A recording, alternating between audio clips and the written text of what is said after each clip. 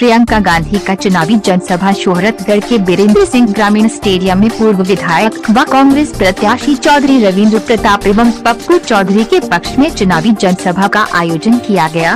कार्यक्रम में बतौर मुख्य अतिथि रही प्रियंका गांधी का फूल मालाओं से स्वागत के उन्हें बुके व स्मृति चिन्ह देकर उन्हें सम्मानित किया गया। कांग्रेस की राष्ट्रीय महासचिव प्रियंका गांधी ने कार्यकर्ताओं को संबोधित करते से पूर्व मंत्र के माध्यम से सभी लोगों को शिवरात्रि पर्व की बधाई के साथ प्रत्याशी पप्पू के जन्मदिन की बधाई देते हुए सपा, बसपा और भाजपा पर जमकर निशाना साधा। उन्होंने महिलाओं के लिए स्कीम, बिजली बिल माफी, किसानों का मुद्दा, बेरोजगारी, शिक्षा, नौजवानों का अन्यत्र पलायन, उद्योग की स्थापना, महिला सशक्तिकरण, महिलाओं के संरक्षण में कानून के मुद्दों पर खुलकर बात की। साथ ही कहा कि सरकारें विकास के मुद्दों पर बात नहीं करते बल्कि धर्म, देश विदेश पर राजनीति करते हैं। साथ ही कहा कि हम धर्म और जाति के आधार पर राजनीति नहीं करते। साथ ही उन्होंने शोहरतगढ़ विधानसभा से चौधरी रविंद्र प्रताप व कपिलवस्तु विधानसभा से प्रत्याशी देवेंद्र कुमार गुड्डू के पक्ष में मतदान करने की बात कही।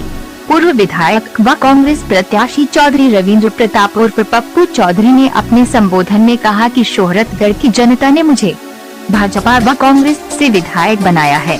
कतिपय कारणों में 2017 का चुनाव नहीं लड़ा, अन्यथा यहां से पुनः विधायक बनता। साथ ही कहा कि मैं अपने कल्चर में ज्यादा परिवर्तन नहीं कर पाऊंगा, यहां की जनता मुझे ऐसे ही स्वीकार करती है। अपने संबोधन में उन्होंने गैस सिलेंडर, डीजल, पेट्रोल के मूल्यों में वृद्धि, तहसील भवन का निर्माण, पुरानी दंगों में शांति व्यवस्था पहल हेतु मध्यस्थता का मुद्दा उठाते हुए कहा कि देश के प्रधानमंत्री जियो का प्रचार करते हैं और BSNL को बेच देते हैं। विधानसभा में वीडियो एडवांस कमीशन की बात करते हैं। यह सब झोला उठाकर चले जाने वाले की चाल है। साथ ही उन्होंने कहा कि कांग्रेस पार्टी गड्ढा मुक्त सड़क, बेरोजगारी, किसानों के मुद्दों पर बात करती है। साथ ही कहा कि मैंने हिंदू मुसलमान की राजनीति नहीं की, केवल सम्मानवाद व सम्मान की रक्षा के लिए राजनीति की है।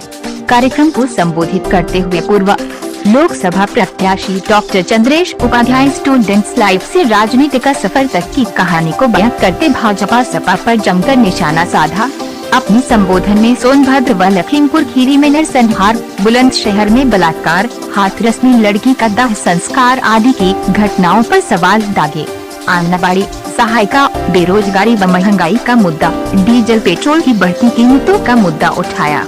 साथ ही कहा कि हम सभी प्रियंका गांधी व राहुल गांधी के सिपाही है। सभी कार्यकर्ता भाजपा को कुंभकर्णी नींद से जगाने का कार्य करेंगे। क्षेत्र के विकास के लिए कांग्रेस के प्रत्याशी को मतदान करने की बात कहते हुए जय सिद्धार्थ नगर का नारा बुलंद किया। इसके साथ ही कार्यक्रम को डॉक्टर अरविंद शुक्ला, पूर्व जिला पंचायत सदस्य तहर अलीम, कांग्रेस जिला महासचिव सदीब, पूर्व शोहरतगढ़ नगर पंचायत अध्यक्ष शिव प्रसाद वर्मा, कांग्रेस नेता राजेश तिवारी ने भी कार्यक्रम को संबोधित किए। कार्यक्रम का संचालन दीपक यदुवंशी ने किया।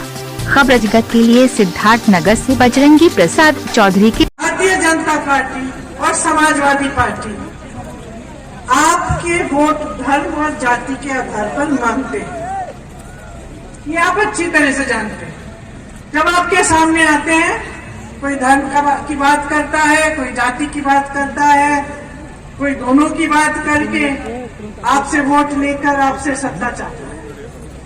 और चौथी पार्टी कांग्रेस पार्टी जो ना आपका धर्म पूछ रही है, ना आपकी जाति पूछ रही है, सिर्फ ये कह रही है कि हम आपको विकसित बनाना चाहते हैं। हम चाहते हैं कि आप आत्मनिर्भर बने।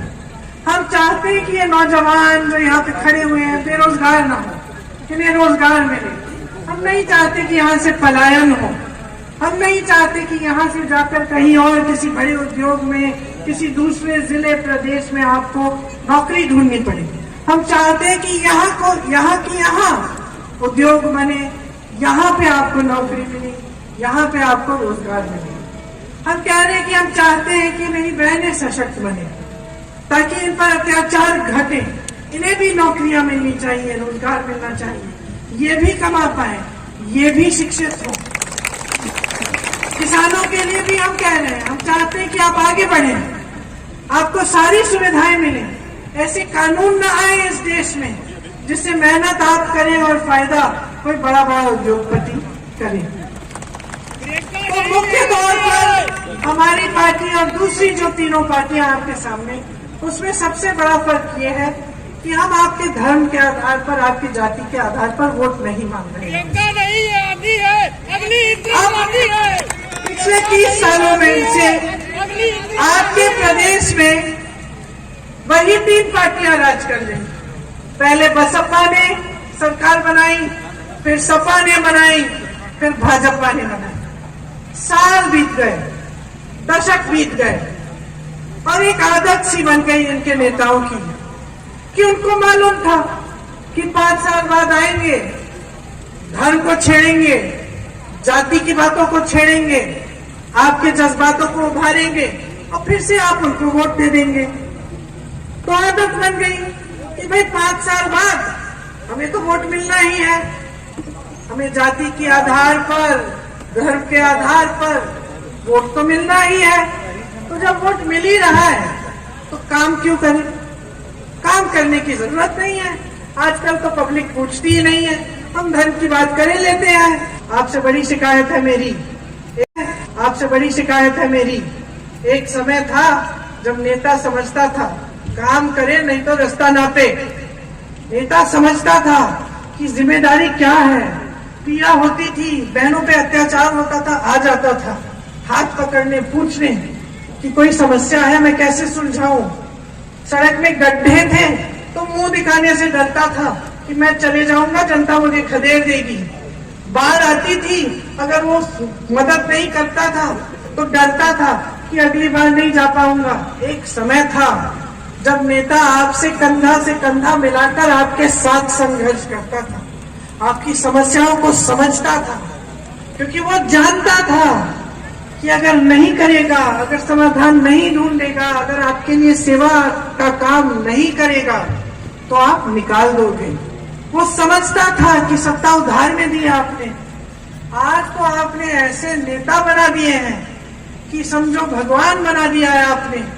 कुछ भी कह ले, मुंह से कुछ भी निकल जाए, कोई कुछ पूछने वाला नहीं है, कोई मना करने वाला नहीं है, कोई खड़ा होने वाला नहीं है। और ये समाजवादी दल और बहुजन समाज पार्टी के नेता जो घर पे पूरे समय आराम करते हैं, विपक्ष के नेता हैं, अरे सरकार वाले नहीं आए, उन्होंने समस्या खड़ी कर दी तो कम से कम आप तो निकल जाओ, आप तो लड़ो, आप तो आवाज उठाओ जनता की।